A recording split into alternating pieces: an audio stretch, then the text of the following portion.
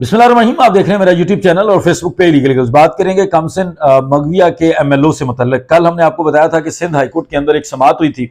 Sindh high court के अंदर एक दरखास्त दायर की गई थी मेहदी अली काज़मी के बिहाफ पर जिब्रान नासिर की तरफ से, जिसमें उन्होंने असेल किया था, चैलेंज किया था उस ऑर्डर को जो एडिशनल डिस्ट्रिक्ट एंड सेशन जज साहब ने पास किया था, जिसके अंदर उन्होंने कहा था कि जो मेरी रिविजनल ज्यूरिसडिक्शन है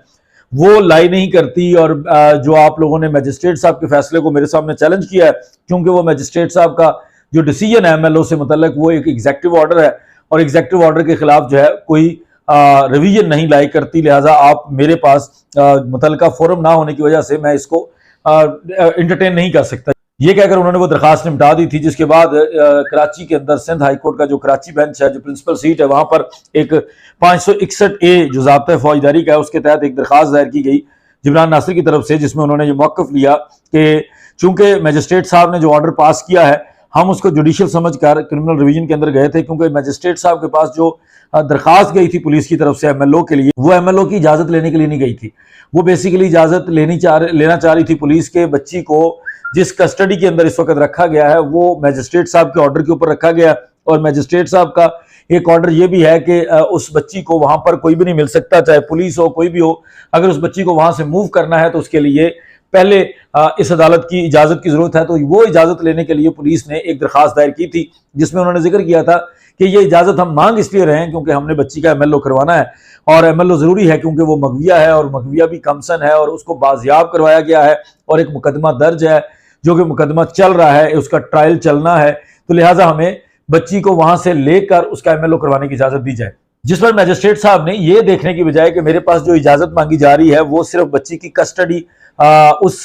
पर्टिकुलर जगह से जहां पर बच्ची को इनके ऑर्डर के मुताबिक रखा गया है वहां से कस्टडी लेने के लिए मेरे पास इजाजत मांगी जा रही है, बल्कि उन्होंने ये समझा कि मेरे से ये भी इजाजत मांगी जा रही है कि मैं एमएलओ के बारे में क्या कहता हूं, एमएलओ होना चाहिए या नहीं होना चाहिए। जिस पर मजिस्ट्रेट साहब ने अपनी समझ के मुताबिक एक ऑर्डर पास किया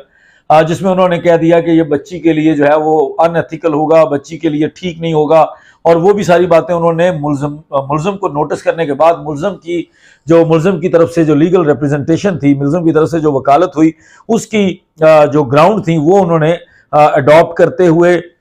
उन्हीं को रीजन बनाते हुए उन्होंने ये एक ऑर्डर पास कर दिया कि जी मैं एमएलओ की इजाजत नहीं देता, क्योंकि इस तरह से बच्ची के लिए जो है वो अनएथिकल चीज होगी, जिसको चूंकि उन्होंने दोनों पार्टीज को सुना था, चूंकि उन्होंने लीगल उसके अंदर हवाले दे दिए थे, चूंकि उन्होंने लॉ के तहत उस चीज को डिसाइड कर दिया था, उसके अंदर बाकायदा तौर पर जो जुडिशियल माइंड अपना अप्लाई किया था, जिसकी वजह से उस ऑर्डर को सेल किया गया एक क्रिमिनल रिवीजन के अंदर, जो उससे ऊपर वाला forum additional district and session जज का होता है वहां पर, जिस पर एडिशनल डिस्ट्रिक्ट एंड सेशन जज साहब ने अगेन मुल्ज़िम को भी नोटिस किए और ये सुनने के बाद, दोनों अतराफ को सुनने के बाद, उन्होंने अपनी ये ऑब्जर्वेशन दी कि हुजूर ये मेरे पास जो आप लेकर आए हैं जो एक क्रिमिनल रिवीजन, ये लाई नहीं करती, ये मेंटेनेबल नहीं है। मैं ये समझता हूं कि मैं केस के मैरिट्स के अंदर नहीं जाता कि एमएलओ होना है नहीं होना, जो भी चीज़ें हैं, लेकिन जो आप मेरे पास मुद्दा लेकर आए हैं वो मजिस्ट्रेट के ऑर्डर को जिसको सेल करके आए हैं, चैलेंज करने आए हैं, मैं समझता हूँ कि वो मेरे पास चल नहीं सकता, मेरे पास उसकी ज्यूरिसडिक्शन नहीं है, मेरा दायरा समात नहीं है, काबिल समात नहीं है मेरे सामने, इसको यहां से ले जाएं। उसको उन्होंने निपटा दिया, जिस पर जब आपके पास कोई रेमेडी नहीं होती तो डायरेक्टली हाईकोर्ट जाया जा सकता है, जिस पर उसी ऑर्डर को उठाकर 561A की एक दरखास्त दायर की गई जो सिंध हाईकोर्ट है, जो प्रिंसिपल सीट कराची का, वहां पर, जिसमें जब वो सिंध हाईकोर्ट के सामने गई तो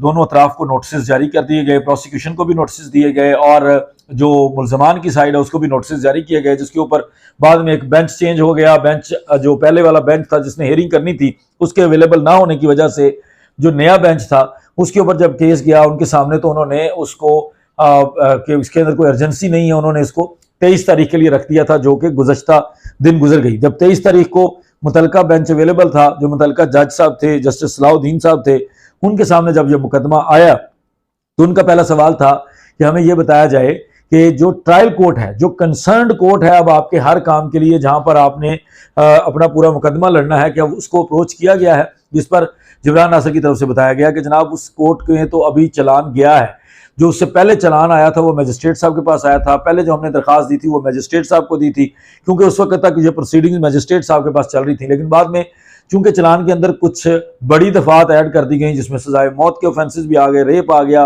बच्ची को अगवा करने का आ गया, इंसानी स्मगलिंग का ऑफेंस था। इस वजह से वो मामला अब चला गया है जेंडर बेस्ड वायलेंस कोर्ट, जो स्पेशल कोर्ट है, अब वहां पर चला गया है और वहां पर अभी चलान एक्सेप्ट या रिजेक्ट नहीं हुआ। ये भी अदालत का सवाल था कि चलान एक्सेप्ट हुआ है या रिजेक्ट हुआ, जिस पर जिब्रान नासिर ने उनको असिस्ट किया कि जनाब अभी तक चलान एक्सेप्ट नहीं हुआ और इसका फैसला होना है, जिस पर अदालत ने कहा कि फिर बेहतर है कि आप अपना यह मामला जो है वो अपनी ट्रायल कोर्ट में ले जाएं, चूंकि अब चलान आ चुका है, सारा रिकॉर्ड उनके सामने होगा, वो सारी चीज़ों को देखते हुए अगर ज़रूरत होगी एमएलओ की तो वो ऑर्डर पास कर देंगे। ये कहकर उन्होंने जिब्रान नासिर को ये हिदायत जारी कर दी कि आप जाकर ट्रायल कोर्ट में नई दरख्वास्त दे सकते हैं। मुल्ज़िमान की तरफ से थोड़ा सा खदशा ये ज़ाहिर किया गया कि हजूर जब ये आपका फैसला नीचे जाएगा तो शायद नीचे वाली अदालत असरअंदाज ना हो जाए, जिस पर अदालत ने थोड़ा हैरानी का जिस पर अदालत ने उनको ये आगे से रिस्पॉन्ड किया कि हमने ऐसी कोई बात लिखी नहीं है ऑर्डर के अंदर कि जिससे किसी पार्टी के भी इंटरेस्ट जो है वो मुतासर हों, उनको किसी किस्म का भी उनके मुकदमे के ऊपर असर पड़े, लिहाजा आप लोग जाएं। और हम ये लिख देते हैं कि जो ट्रायल कोर्ट है वो दोनों तरफ को सुनेगी, और ये कहने की बहरहाल जरूरत भी नहीं है। और जो उन्होंने फैसला लिखा सिंध हाईकोर्ट ने, वो मैं आपको पढ़ के सुना देता हूँ, क्योंकि कुछ चीजें जो है वो कंफ्यूज किया जा रहा था लोगों को कि सिंध हाईकोर्ट के अंदर ये दरखास्त खारिज हो गई है, निपटाई गई है, क्यों निपटाई गई है, ये सारी चीजें, क्योंकि ये फैसला बाद में आया था। कुछ दोस्तों ने आपको पढ़ के सुना दिया होगा, लेकिन मैं आपको अगेन इसको आसान अल्फाज में समझा देता हूँ जो सिंध हाईकोर्ट ने कल फैसला जारी किया। Learning council for the applicant contends that since a report under section 173 CRPC has been submitted and the same was transmitted to additional district and session judge 7 Karachi East, hence the applicant is satisfied with regard to sections applied therein. However, he contends that under the law victim has required to be medically examined. Accordingly, applicant would be at liberty to file application before the trial court if permitted under the law. In view of above, instant criminal miscellaneous application is disposed of along with listed applications. Needless to mention that opportunities of hearing shall be provided to all relevant parties. उन्होंने कह दिया कि ये बताने की भी जरूरत नहीं है, लेकिन फिर भी उन्होंने मेंशन कर दिया कि दोनों पार्टीज को आपने सुनना है और दोनों पार्टीज को सुनने के बाद आपने इसके ऊपर फैसला करना है। अब आज के दिन 24 तारीख को जिस एप्लीकेशन का हवाला जो सिंध हाईकोर्ट ने उनको अलाउ किया है, जो मेहदी अली काज़मी के वकील हैं उनको, या मेहदी अली काज़मी को बेसिकली, तो उनके बिहाफ पर जिब्रान नासिर की तरफ से आज एक नई दरखास्त दायर कर दी गई है, जिसकी जरूरत थी, जो इस ऑर्डर के मुताबिक आपने ट्रायल कोर्ट के अंदर देनी थी, तो आज बाज़ाब्ता तौर पर एमएलओ के लिए दरखास्त दे दी गई है उसी अदालत को। अब उस अदालत के सामने ये जो मुद्दा है कि उस अदालत ने बच्ची को पुलिस को ये इजाज़त देनी है कि वो बच्ची को एक्सेस कर ले,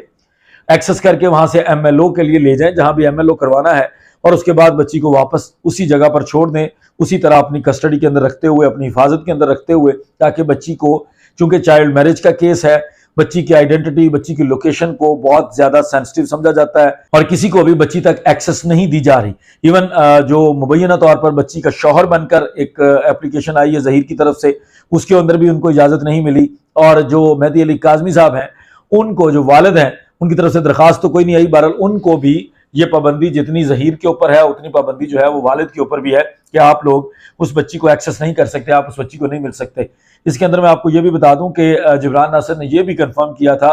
कि हम चाहते थे कि बच्ची को खाना भिजवाया जा सके, बच्ची को कुछ चीज़ें भेजी जा सकें, बच्ची को ज़रूरत का सामान भेजा जा सके, जिसकी अदालत ने इजाज़त नहीं दी थी। ये उन्होंने अपने किसी एक इंटरव्यू के अंदर ये भी बात बताई थी कि यहाँ तक अदालत ने उस बच्ची के ऊपर रिस्ट्रिक्शंस लगा दी कि दोनों साइड से कोई भी बंदा उस बच्ची को अप्रोच नहीं कर सकेगा जब तक हम फैसला नहीं करते या जब तक हम लोग ये केस शुरू नहीं कर लेते। और जब ये केस शुरू हो जाएगा, ट्रायल शुरू हो जाएगा, जैसे चलान एक्सेप्ट होने के बाद चार्ज फ्रेम हो जाएगा, जो फर्द जुर्म आयद होनी है वो हो जाएगी, मुल्ज़िमान अगर आ गए सारे, तो उसके बाद जो है वो अदालत इस चीज़ का फैसला कर सकती है कि कौन मिल सकता है, कौन नहीं मिल सकता। बहरहाल इस वक्त तक दोनों अतराफ के ऊपर एक पाबंदी आयद है। आज जो एप्लीकेशन दायर की गई है उसमें जो मेनली मौक़िफ़ है वो पहला तो ये है कि ये पिछली सारी स्टोरी नरेट की होगी जो पहले एमएलओ के मुताल्लिक हुआ है, सारी जो एपिसोड चली हैं वो एमएलओ की, उनका जिक्र किया जाना जरूरी है चूंकि उनके बारे में बताया गया। और उसके अलावा अदालत से ये इजाजत मांगी गई है कि हुजूर ये आपके सामने ऑफेंसेस हैं, ये चलान है, इसके अंदर रेप का ऑफेंस भी लगा हुआ है और ट्रैफिकिंग का भी है, बच्ची को स्मगल किया जा रहा था। तो इस पर्पज के लिए कानूनी तौर पर, ये इसलिए नहीं कि हमारी ख्वाहिश है, कानूनी तौर पर जरूरी है कि आप आईओ को इजाजत दें और आईओ जाकर बच्ची की वहां से कस्टडी ले ले। मैं अगेन आप लोगों को ये बता दूं, कल हमने एक लाइव सेशन जो शायद भाई के चैनल पे शायद थे, वहां पर हमने ये बताया था, जीएन कुरैशी साहब ने भी ये बताया था कि जब इस तरह की सूरत हाल होती है तो कोर्ट से ये इजाजत नहीं मांगी जा रही कि हम एमएलओ करवा सकते हैं या नहीं करवा सकते। कोर्ट से सिर्फ ये इजाजत मांगी जा रही होती है कि आप हमें वो जो आपने एक पाबंदी लगाई है कि बच्ची को वहां से नहीं ले जाया जा सकता, तो वो पाबंदी पुलिस वालों की हद तक उठा दें ताकि वो एमएलओ के पर्पस के लिए बच्ची को ले जाएं और बच्ची को वापस लाकर फिर वहीं पर जमा करवा दें और जो रिपोर्ट होगी वो आपके सामने पेश कर दें, ताकि उसके मुताबिक अगर 375 और या कोई और तशद्दुद वाली चीज या कोई और ड्रग्स वाली चीज आती है तो जो उसकी दफात बनती हैं वो ऐड हो जाएं। अगर नहीं बनती तो कोई निकलती भी है तो दफात निकाल दें, उसमें कोई हमें कोई इशू नहीं है। जो मेरिट के मुताबिक बनेगा उसके मुताबिक फैसला कर दें। तो आज जो एप्लीकेशन दायर की गई है ये कल के दिन के लिए रखी गई है। कल के दिन के लिए दोनों जो प्रोसिक्यूशन को भी नोटिस हैं और जो आपकी मुलजम की साइड है उसको भी नोटिस जारी कर दिए गए हैं और अगर कल उसके ऊपर बहस हो जाती है तो कल ही के दिन अदालत फौरी तौर पर फैसला कर सकती है। और इसके अलावा परसों जो चलान है, चलान एक्सेप्ट होना है या रिजेक्ट होना है, उसका भी फैसला हो जाएगा। और परसों के दिन में ये फैसला भी हो जाएगा कि ज़हीर और शबीर की ज़मानत जो है वो मज़ीद उनको आज़ादी मिलनी है या वो लोग वहीं से उसी पुलिस के साथ दूसरी पुलिस के साथ शिफ्ट हो जाएंगे और किसी और जगह पर उनको रख लिया जाएगा। साथ में ये मेंशन कर दूं कि अगर कल के दिन में बहस नहीं होती तो इन एनी केस ये एप्लीकेशन जो है वो परसों बाकी तमाम मामलात के साथ फिक्स हो सकती है। अगर कल के दिन में इसके अंदर कोई एक दिन की ताखीर हो भी गई तो ये 26 तारीख को इंशाल्लाह ताला मुद्दा डिसाइड हो जाएगा। 26 को ये भी फैसला हो जाएगा कि बच्ची को कौन मिल सकता है। जो मुबैना तौर पर शौहर है ज़हीर अहमद और इस केस का मरकजी मुलज़म है, उसकी तरफ से भी एक दरख्वास्त आई हुई है, वो भी मिलना चाहता है कि अगर अदालत मुनासिब समझेगी तो उसको इजाज़त देगी, जो कि अभी तक अदालत ने इजाज़त ना देने वाला ही अपना माइंड डिस्क्लोज किया है। उसके अलावा 164 का बयान अगर बच्ची का करवाना है तो उसकी दरख्वास्त का भी उसी दिन फैसला होगा। अब एमएलओ का भी अगर कल के दिन में फैसला नहीं हुआ तो परसों 26 तारीख को इन तमाम मुकदमात के साथ ही इन सारी चीज़ों का इकट्ठे फैसला हो जाएगा। फर्दर कोई भी अपडेट होगी वो आपके सामने ज़रूर रखेंगे। तब तक मुझे इजाज़त दीजिए। बहुत शुक्रिया। अस्सलाम वालेकुम।